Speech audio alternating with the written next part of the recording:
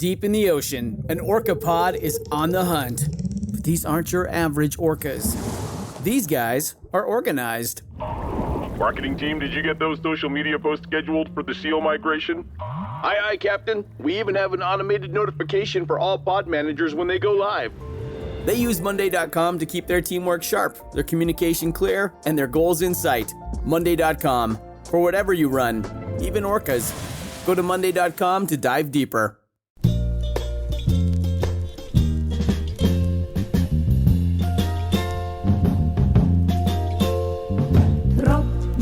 Regen auf mein Kopf. Hinter via Deckelbus ist die kleine Fahrt im Top. Geht mir kein Sach mit, die Hey everyone, welcome to Kill Me Now with Judy Gold. I am your host, Judy Gold, and this week we have part one of my interview with the one and only Dulce Sloan, who is, well, she is a correspondent on The Daily Show, but she's also a great comic. So that was fun. I've been dying to have her on for a while. And the first part of our conversation takes place in a car. Well, she's in a car coming from a doctor's appointment. And then we had to stop. And she went upstairs to her apartment and we continued our conversation because she had a doctor's appointment she didn't know she was going to need and whatever. So I hope that's okay with everyone. Also, I just wanted to say there's an organization which I've spoken about this before, called Comedy Gives Back. And as comedians, we are not the most secure in our jobs. And it's hard sometimes when we get sick or, something unforeseen happens to us and times turn tough. So Comedy Gives Back was created by people who work in the comedy industry so that comedians have resources to turn to when times get really bad, like a pandemic or an illness or an accident or whatever. Comedy Gives Back is the safety net for the comedy community by providing financial, crisis relief, mental health, chemical dependency treatment sponsorship, and continued community support. So we make you laugh, but sometimes we need some help. And you can donate. You can donate, text LAUGH, L-A-U-G-H, to 707070. That's LAUGH to 707070. Or you can go to www.comedygivesback.com. It's a charitable organization, 501c3, and just providing a safety net for us, because we don't have that. We don't have that when we get on stage, and we don't have it when we get off stage. And I love the founders, Amber Lawson, Jody Lieberman, Zoe Friedman. They are great. Thank you. Thank you. We need this because we don't have it.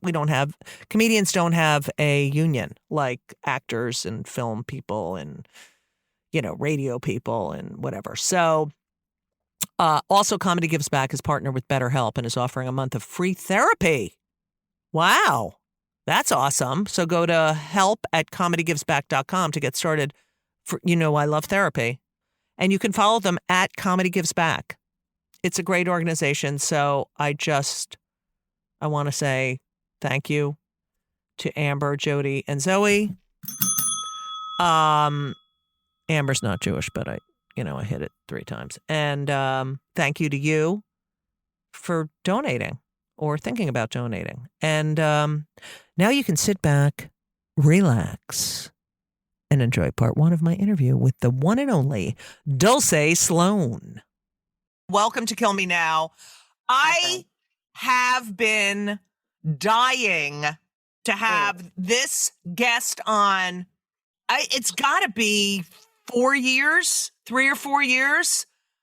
She's a badass. She is a badass, and I love her, and she's fucking hilarious. Ladies and gentlemen, and they, thems, because, sometimes I forget. The one and only Dulce Sloan is here, people. Dulce Sloan. Dulce Lazaria Sloan. It's Dulce Lazaria Sloan. Yeah. Dulce. So my first name it's Dulce. Yeah. So Dulce, which is Spanish. Is that for sweet? Is that Spanish for sweet? It's Spanish for sweet or candy. It means both things. And then My middle name is the feminine version of Lazarus. Is my middle name. I really like your name, and you know what? It fits you. My name is Sweet Lazarus Sloan. I'm a pimp from the 70s, apparently. Yeah, and you, yeah, I like that. First of all, you're very hot and successful, and I hope you're enjoying it. I really do. Not being neurotic like I would be like when I come from, this will be ending soon. That's the Jew bell. Sorry, I'm in a studio. So anything Jewish, I ring a bell. So entertainment, bell. Got it. Bell. Oh, yeah. Well, neuroticism. Okay. Bell. Comedy, bell. Comedy, bell. And the fact that you love Jewish men, bell. Bell. We out here. So, Dulce, let me just tell the audience that you are actually in a car because you had a doctor's appointment and you came on just in time to say, shit, I had an emergency doctor's appointment regarding the part of my body that white men want to control. Actually, fun fact, most Black men also want to control. They just don't have the power behind it. So Thank you for that. We see the, 70 plus fucking assholes deciding, but as Dulce is saying, there are also Black men who feel the same way. Because men love the idea. That's what people don't realize it is at the core of a lot of this. Men love the idea of being able to get a woman pregnant. That's why Viagra's covered by insurance. And birth control is not. It's not just religious. It's not just political. We also it's misogyny. It's misogyny, but also it's ancestral. It's primal. It's goes back to the lizard brain. Like the number of times that I have hung out with a man, or even a guy I've randomly hooked, like the number of times I've had men tell me, I would love to put a baby in you. And I'm like, sir, I don't know your last name. Like I just doesn't seem like the best idea. Truly doesn't seem like the best idea. I just met you. I am so glad I'm a lesbian. I am just so fucking happy. But they want you to be, but they hate you more. Oh, I know, because I have no desire, because I don't need them. You know what I mean? Like they're not a necessity, even though my 2 kids are straight. But yeah, I agree. It's funny. I want to implant myself in your body and you will create something that is mine and I own it. It's like, go fuck yourself. Listen, if some man wants to wife me up and make sure I never work again, God bless. But if you're doing it, sir, I'm going to live well. I'm not living off of, I do very well for myself.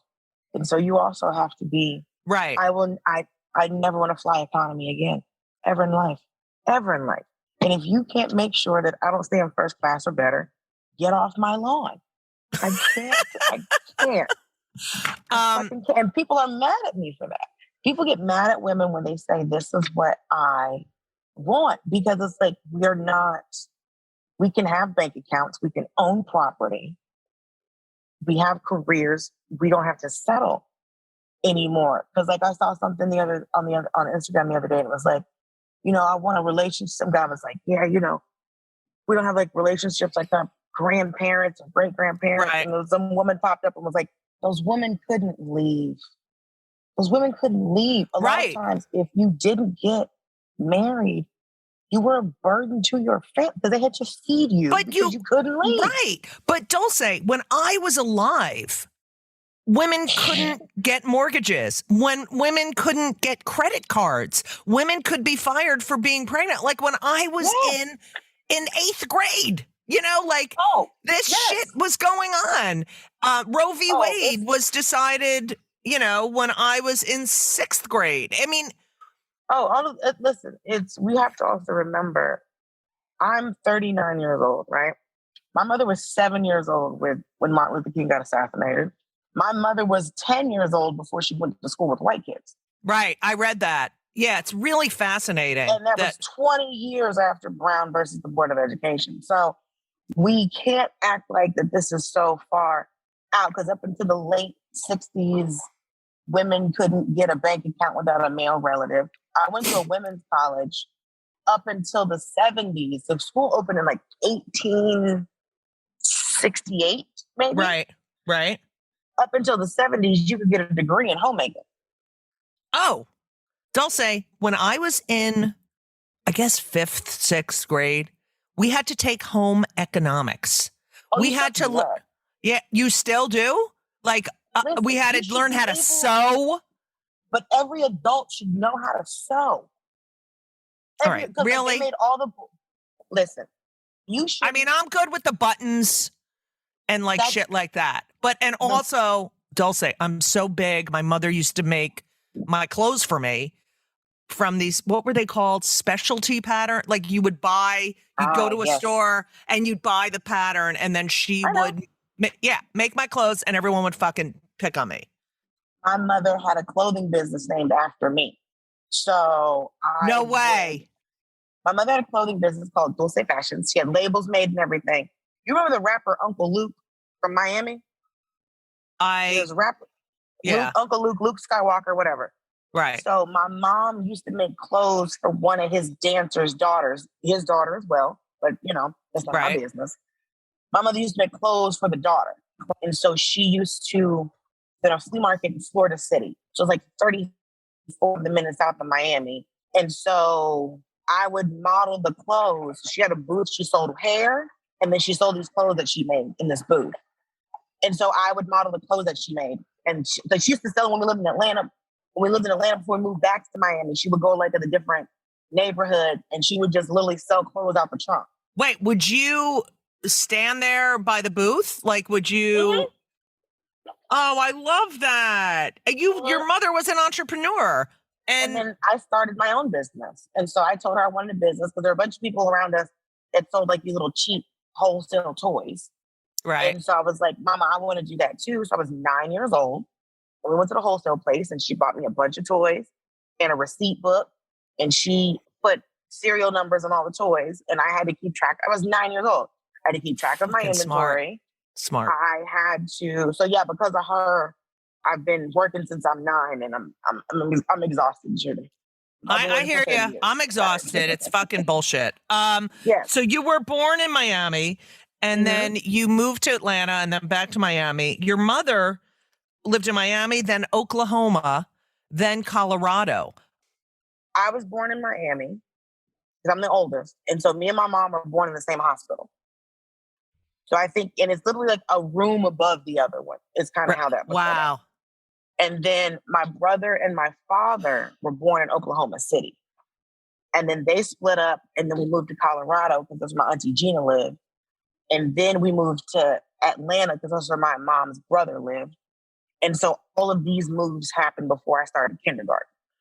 And your mother said that Colorado was the most racist of any place she had ever been. And she went to school at Memphis State. Yeah, in Tennessee, In Tennessee, which she said she also learned that West Memphis was Arkansas and nobody told her that. Right. They just one night were like, we're going to West Memphis. And she looked up and she's like, okay, but why the fuck am I in Arkansas? Because no one told her that that's where the other side of Memphis was. Right. And she grew up in Miami. She went through integration. She remembers Jim Crow. But she said what made Colorado so racist is because there weren't any Black people. Right. So these white people didn't even know how to function. Right. When they saw a Black person. When they saw a Black person. They're like, what is this? What do we do with it? She's like, I just need a job. What the fuck is so confusing? I'm a human being who has children. I need a job. Yeah. Yeah, so that's why I talk about like leaving the South. It's more interesting. People think that the rest of the country can't be racist, which is insane because everywhere is racist. Are you kidding me? Yeah. That's why I have a joke about people like me in the South is so racist and South is so racist. I'm like, oh, you mean the part of the South that starts at Canada and ends at Mexico? Yeah, I love that joke. Yeah. I don't understand. What? I'm sorry. I'm driving past a construction site and there's a girl out here. There's a white girl with blonde hair and literally a tube top. Who's letting her work on this site? She's working? She's standing there like watching them work. She's got a vest on and everything. Oh, and gosh. She wants them to be like, woo, look at you. Maybe she's trying to, I don't know, break barriers. She looks like one of those girls. But she's wearing like a dark lip, which, men hate a dark lip. Hate a dark lip. I'm a lesbian. I hate a dark lip. No, that's not true. I don't hate a dark lip. I hate a dark lip on a really white person. I hate it. Because it makes them look dead. Right. But a dark lip on like a brown person. Oh, yeah, that's hot. Have you heard Shalewa Sharp's joke saying that your perfect lip color is the color of your areola? Is that true? I bet it's true. That's what she said. Oh my God, I'm going to do that. I'm going to go to the counter and lift up my shirt and be like, this is the color I want. I bet that's true. I fucking bet that's true. And I have huge areola.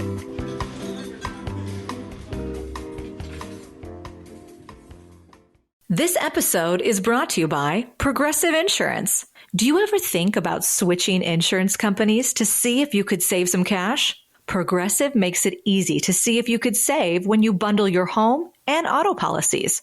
Try it at progressive.com. Progressive Casualty Insurance Company and Affiliates. Potential savings will vary. Not available in all states. Your childhood was sponsored by U-Haul. I know that you you started doing theater in middle school at Ainsley Park Playhouse. Is that correct? Ainsley Park Playhouse when I graduated from was in adulthood. I thought that was Ainsley Park Playhouse was when that's the longest running show I ever did. I did start doing I started singing in like the 5th grade and doing theater in the 5th and 6th grade. And then I did it all through middle school, all through high school. I have a theater degree. And so Ainsley Park Playhouse was the first professional theater job that I had. So you were in all the school plays and everything, right? I was in the school plays, yes. Musicals and non-musicals. And were you popular? Very important question for me because I was unpopular. It's funny. I was literally thinking about this last night. There's popular and then there's like that 2nd or 3rd tier where it's like everyone knows you. Yes. There's the untouchables at the top. Yes. Like I'm too cool for school, My cousin, him.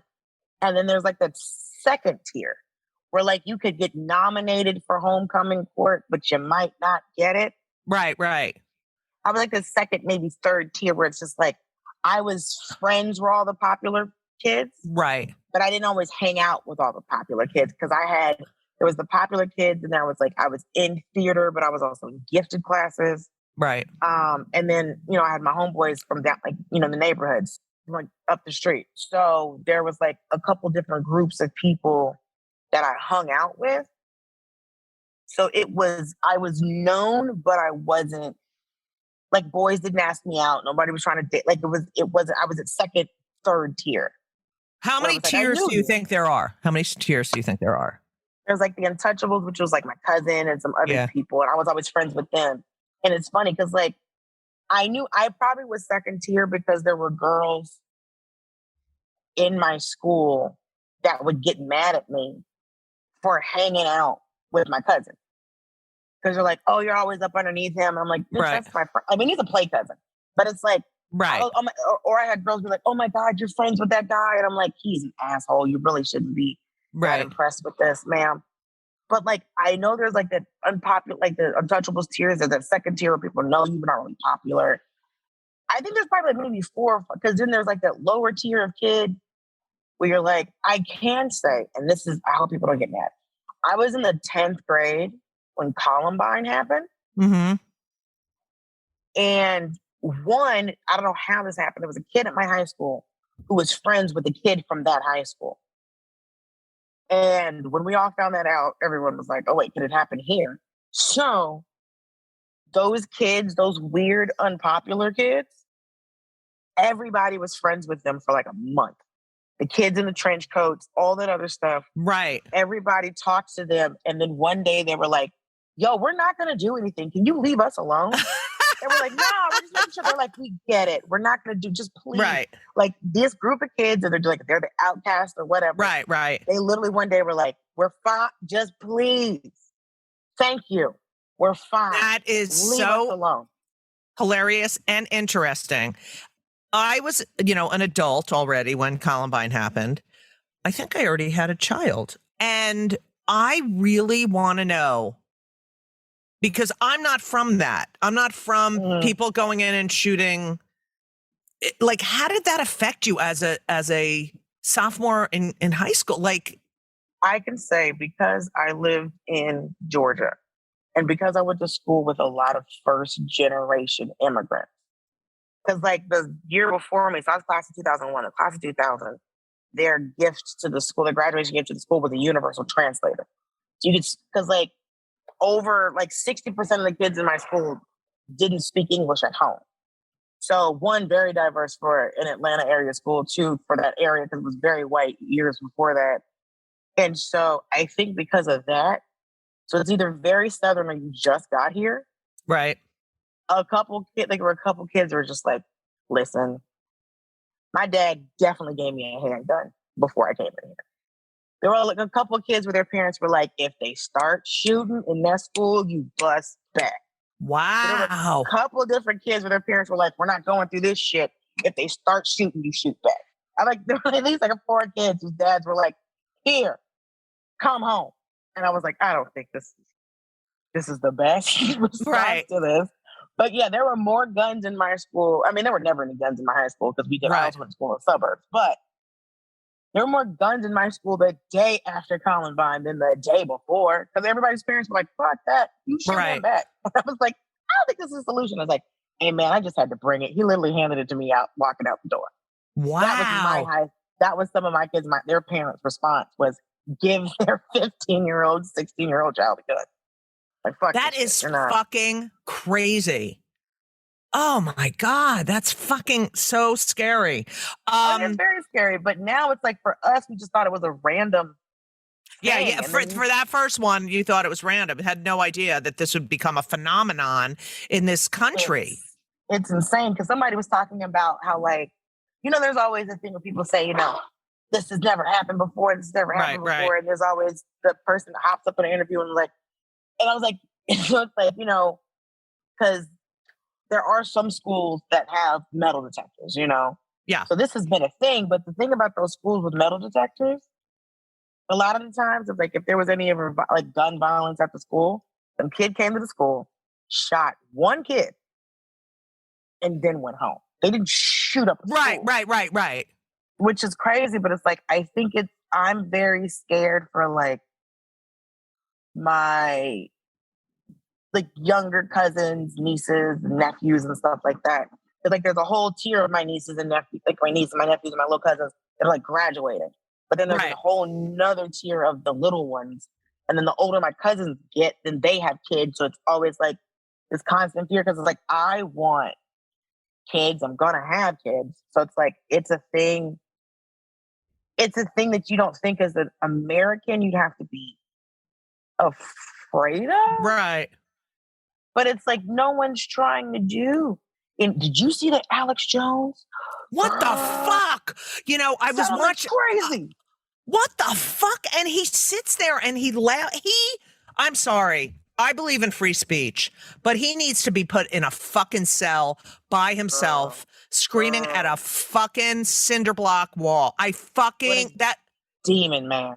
He is the devil. Man. He is the fucking devil. And then, so that happened, right? With the where he owes them $1 billion, and then he gets on his radio show. He's like, I'm not paying that. Ugh. And then today, right before this interview, they were sentencing the Parkland killer, which he has been sentenced to the death penalty multiple times. And I'm like, yesterday I looked at all these parents who lost their, 5-6-year-old kids. And then now I'm looking at all these parents who lost their teenagers. What the fuck is going on in this fucking country? And I will, and it's these white male, these are the dangerous fucking people. These mentally ill white men who are able to get guns. America is a third world country. And I think all the cracks are finally shown. America's a third world country. And Just look at there are literally developing countries that have better maternity leave. Oh, yeah. In universal health care. So it's like there's all of these things. People are wondering where this comes from. Listen, you have to understand when your ability to have a gun is baked in to your existence of a country, because America was born out of fear. Right. America's born out of fear. It's people, motherfuckers being lost and scared is how America was founded and created. It was all its oppression, it's all of these things. So when we're fighting, when we're doing these gun laws, we're trying to fight, we are literally fighting against the DNA of the country, because we've always had a lower class that had to do all the work for a little bit of money. Yes. That's why and so we've always been run. You have to remember, a colony was a business. That's what a colony was. Right. So America's day one has been about coins. It wasn't about freedom. It wasn't about where we live. It wasn't about coming together and stopping ourselves from being attacked from them motherfuckers over there. America started as a business. All colonies were a business. What is the return on investment? I got a bunch of fucking ships. I put a bunch of people on them, and I went across the planet hoping to get spices, gold, whatever I was supposed to get. So I needed a return on my investment. So since day one, America has been trying to get a return on an investment. And that's what it's been the entire time.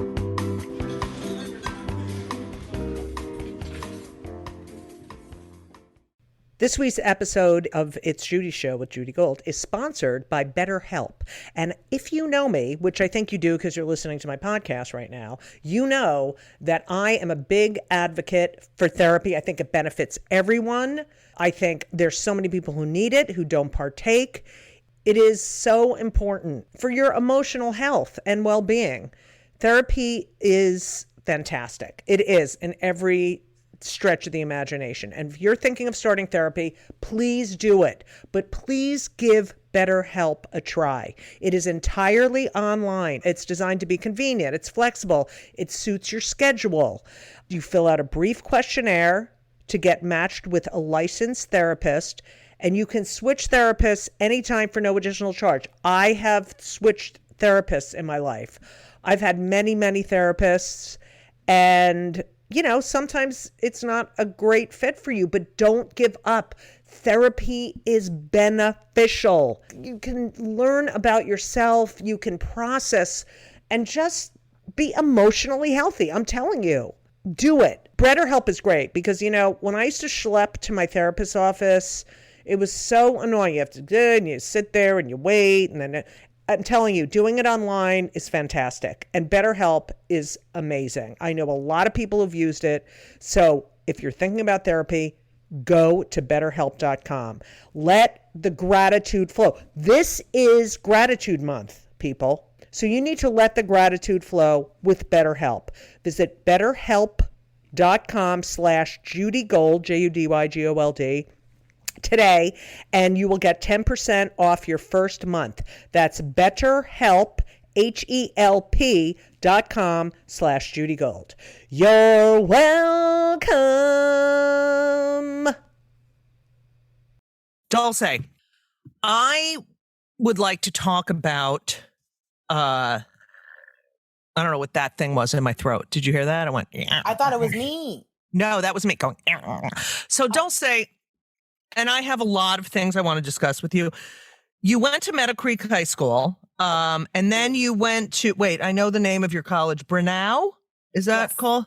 You got a BA in theater performance. You were a Spanish minor. You are bilingual. And after you graduated, you were a bilingual customer service operator. Is that correct? Yes, I did bilingual customer service. I worked at a car lot, then I worked at an auto body shop, then I worked in car insurance.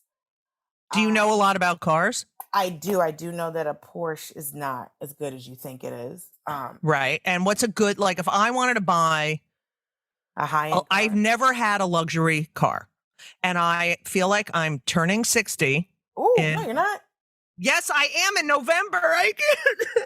Wow. Listen, you Jews must age better than the rest of these white folks. No. Oh, thank you. Because not as well as the black folks. They'll tell you that right now. But it don't crack, but it does. I know from the inside out. Yeah. So I decided my kids are grown and I drive a lot that I deserve a luxury vehicle. And I'm a large person. What would you recommend? And then we'll go back to your life. It sounds old school. But Lexus. Yes. That was one of my, yes. A Lexus, because Mercedes for years have had electrical issues. BMWs, if you ever get in a wreck, the parts don't ever fit. Right. Land Rovers always have issues with their CV axles. Oh my God, you're so fucking smart. I can't take this. Porsches also don't get an accident. A Porsche don't get in an accident. What about a Volvo? Do you consider that a a Volvo and an Audi, those are solid cars. You can go to war in a Volvo, truly. All right. Those are solid cars. Like, if you don't want to do a Lexus or an Infiniti, a Volvo is solid. The only problem is that their parts are very expensive. Right. Because, like, you don't always want a salvage part or after. I mean, my favorite thing about working in a Mercedes dealership or a high-end body shop where people were like, I need my parts to come directly from Germany, from Mercedes. And you'd be like, okay. And their parts definitely came from Mississippi. Because there is a Mercedes plant in Mississippi. And this one man came in and he was going on and on and on. And our service writer was like, sir, if we got your headlight straight from Germany, it would take a month and a half. When do you want your car? Do you want to? And it's not like, what the fuck does it matter if an anti-Semite put it together in Germany? Thank you. Or an American or an American anti-Semite did it. Or an anti-Semite in Mississippi. I mean, they're everywhere. Like the Jews. We're not everywhere. We're only 2% of the population. And yet we always need lawyers. That's true. We are. Dulce. So I'm going to get a Lexus, an Audi, or a Volvo. Yeah, and Infinity's actually really good. Yeah, I like Infinities. I like Audis too. Audis are nice. My mom had an Audi, a station wagon. The thing is, I did not know that the battery for the car wasn't in the engine. It was actually under the back seat. So in an Audi? In an Audi. So this is an Audi station wagon. Because, like, I don't know why at one point, me and my mom both had, like, station wagons for some reason. She needed to jump, and she told me to get out of the car. And I was like, what? Like, she told me to get up. And I was like, you don't need me to jump the car. She's like, get up. And I was like, fine. And then she lifted up the seat, and I was like, I've been sitting on a battery? Didn't you notice it was hot? Never. There was no heated seat in the back. And I was like, Mom, I've been sitting on a battery. She's like, I don't know why you're so worked up. I said, because I was sitting on a battery. That's why. That's hilarious. So, those are good cars. So knowing you as Dulce and as a comic, I cannot imagine you as a customer service operator. I would imagine you being like, you know what? How do you say go fuck yourself in Spanish? Oh, I have no idea. I'm not good at the cussing. If I'm cussing, I do it in my mother tongue. Go fuck yourself and your fucking car. Okay. See, the thing is, it's that Did your acting help? Yeah, I needed to pay rent. Right. And when you have to pay half the mortgage or your own rent on your own apartment by yourself, you figure out how to not to go tell people, go fuck yourself. Also, I truly just can't remember right now how to say it in Spanish. I know, I just can't remember. But yeah, but if I go to cuss at you, it's in Inglés. But I worked at a power company. I worked at a trash company. I worked at a payroll deduction company. Worked at a mortgage processing company. Wow. Worked at theaters. Oh yeah, one year I had like 11 W-2s. Would you quit or and move? Sometimes it's temp jobs. Sometimes. Right. I would just have more than one job at one time. But the power company was interesting. It was for a power company out of Florida. And the office building was in Atlanta. And we weren't allowed to tell them that we were in Atlanta. We had to tell them we were in Florida. So every day they would give us the weather report for the office in Lakeland, Florida. Oh my God. So you could be like, wow, how are you doing this rainy day? How are you doing this beautiful day? Because old people would call all the time. Senior citizens call, they want to talk about the weather. And right. Like, how's the weather there? And I'd be like, oh, it's a nice, balmy 85 degrees and there's a 30% chance of rain. And, with your supervisor, they could jump in because it's all the calls come through a computer. Right. So your supervisor could hop in and listen to your call. Oh, my God. They could monitor you to see what you were saying to people. And so and then they could, while you're on the call, they could instant message you. While you're on the phone looking at and say you tell them blank or get off the fucking phone with this piece of shit or whatever. Yeah. And so they're like, talk to them about the weather like a normal person. And I was just like, but this humidity is currently at like 25. This is crazy. And so it was my little thing that I would do because it was just like, this is completely ridiculous. Also, this was a legitimate company. This is a legitimate company, like right. But you want to hear how I quit that job? Yeah, go ahead. So, because I think you'll enjoy this. Because I'm trying not to interrupt you, but I know you'll love the story. So, I love this. Okay, go ahead. So I used to work before that I was working at a payroll deduction company, right? And so what we would do is like, say you wanted to buy like a new refrigerator or a bunch of laptops or whatever. They would just take it directly out of your paycheck. So you didn't have to have credit or anything like that. It was like a benefit from your job. I leave there, start working at the power company. At a discount? You would be able to, so like say you bought like the $4,000 washing machine, you could pay for it over time and it would come directly out of your paycheck. Oh, okay. Amortized. So you didn't have to got you. send in any money. It's like how your insurance and your taxes come out of your paycheck. Yeah. So with this washing machine. Okay. And that was a whole other crazy thing. But so I'm working there and I start working at this power company and it's wild. They wanted to sell different warranties to people that are just a con job. And I never did it, never got in trouble for it. And so the payroll deduction company was like, hey, we want you to come back. We need more bilingual customer service agents because they had a deal. They had a program with Tyson Foods, and a lot of people that worked at Tyson didn't speak the English. So they're like, okay, we want you to come back. And I was like, They're like, we'll pay you $1 more. And I'm like, I'll be there on Monday. Right? The problem is the job that I currently have, right? They pay you, the power company, they pay you $10 an hour. If you quit and don't give them 2 weeks notice, they pay you $7.75 minimum wage at the time. What? And everybody had to agree to that in writing when you start that job. If you don't give them 2 weeks notice when you quit, they can pay you minimum wage instead of $10 an hour. So I hit up my mother and I was like, what the fuck is... oh, it's slave labor. It's wild. So I was like, oh, fuck. So my manager, Miss Donna, who was really cool, because one day we came back from a lunch break 2 hours late and we're a little tipsy off of margaritas from Chili's. And she was like, y'all, come on and bring me one next time. We're sorry, Miss Donna. So I go to Miss Donna. I was like, Miss Donna, it's a good job. She's like, you should take that job. I was like, but if I quit, they're going to give me... She's like, oh, girl, you got to figure that out, right? So Miss Donna's already on board with me quitting, right? So she ain't going to dime me out. So I hit up my mama. I was like, Mama, I don't know what I'm going to do. Because at this point, I'm on my apartment because my mama kicked me out.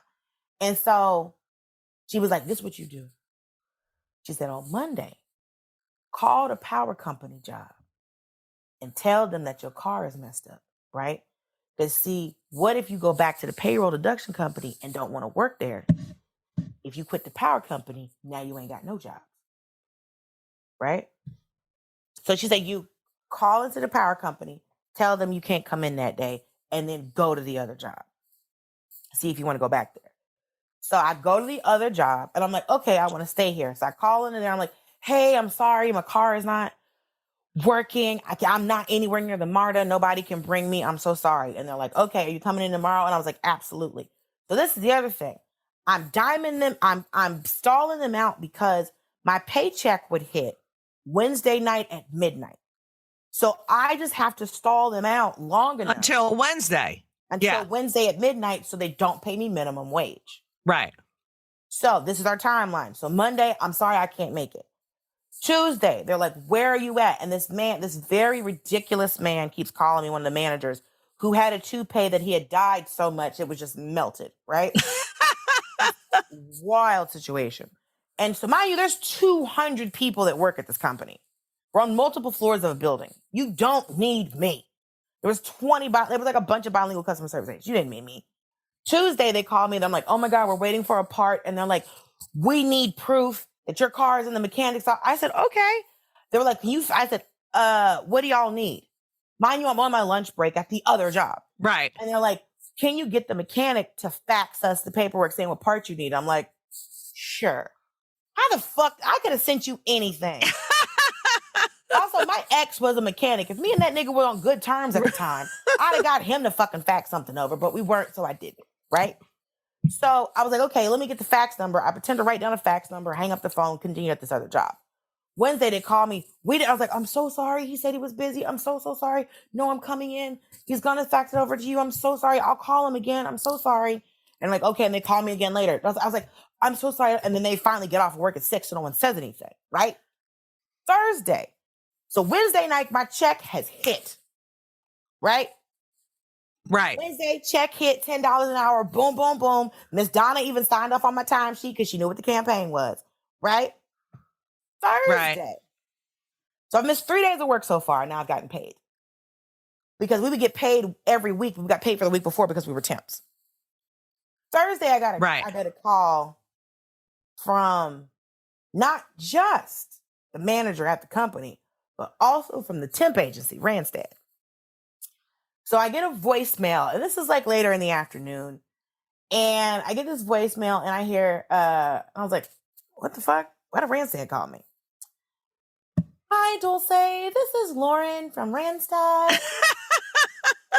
Just calling to see what's going on with your car and if you'd be coming into work tomorrow. Or you got another job and told us that your car was messed up so we wouldn't pay you minimum wage. But if that didn't happen, call me back. That was the voicemail. She realized what I did. Wow. In the middle of the fucking voicemail. To this day, I wish I could have kept it. I had no way of keeping it. Did you get your $10 an hour? I sure in the fuck did because my check had already hit. Did you call her back? No, what the fuck am I going to call Lauren back for? What did Miss Donna say? Miss Donna was very happy for the kid. I ain't seen nobody there since. That's hilarious. I used to work with, I think I seen there like, there's like one girl from that job. I'm still friends with her on Instagram. Another guy from that job, he lives in LA now. I had lunch with him like a couple months ago. But yeah, they were hitting me up trying to like, are you coming? Because after that point, they tried to call me. They were like, let's just say that I tried to get a job with Randstad a couple years later.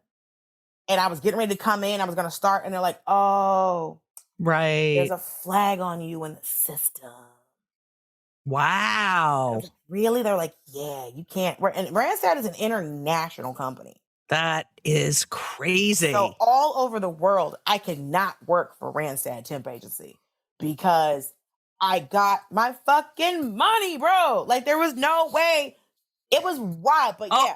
I'm on there. If you call Rand, I bet you I'm still flagged in their fucking. We could call them up, and you could call them. You should do a bit about it on the Daily Show. That's hilarious. Hey, Randstad, I'm looking for a bilingual customer service. Dulce Sloan, I can give you the last four of my social. Just tell me if I'm still flagged in your fucking system. But yeah, I tried to get a job a couple years later. They're like, well, what happened? And then I told the person the story, and they were laughing the entire time and like, damn, that's hilarious.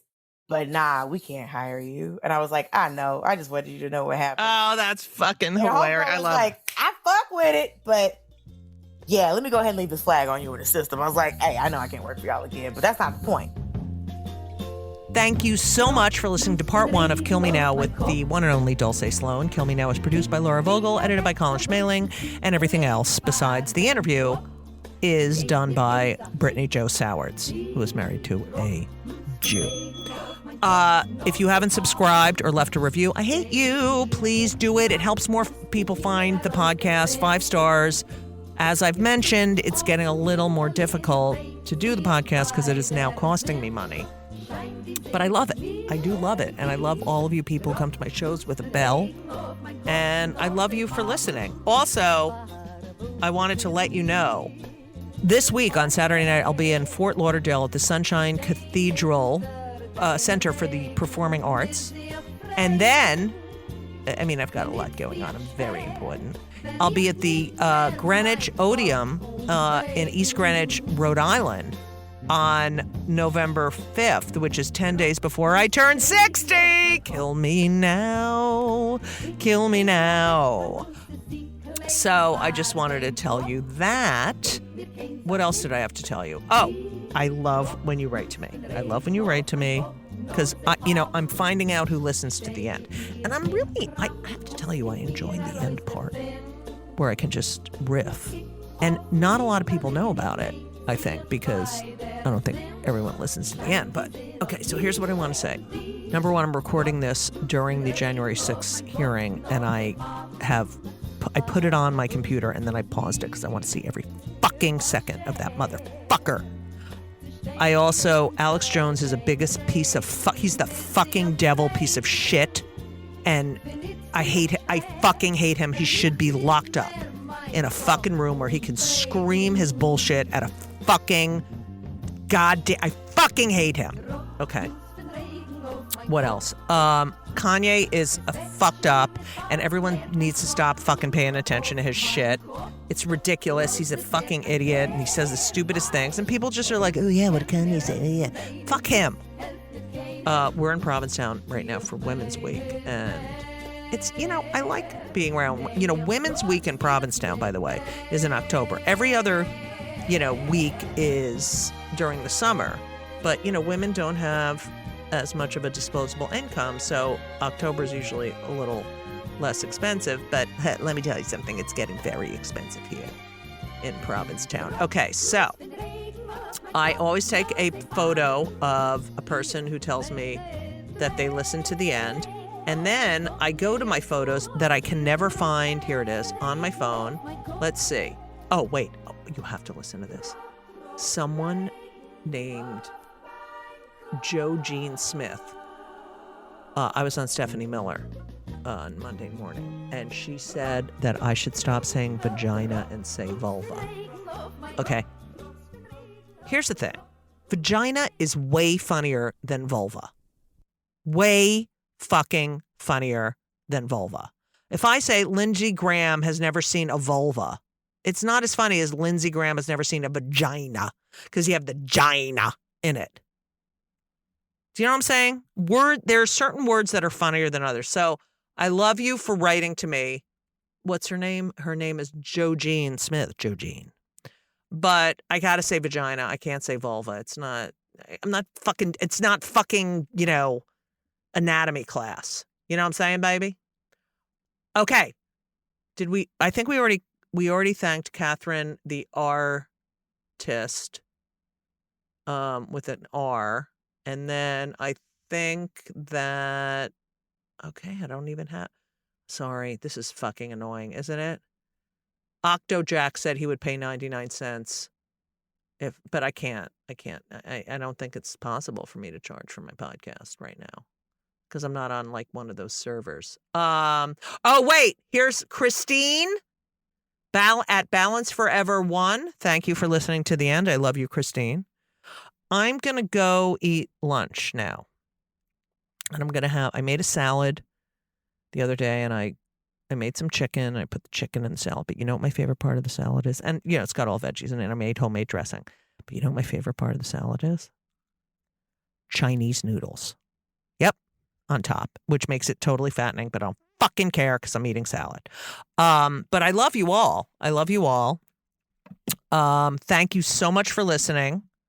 And as we always say, so long.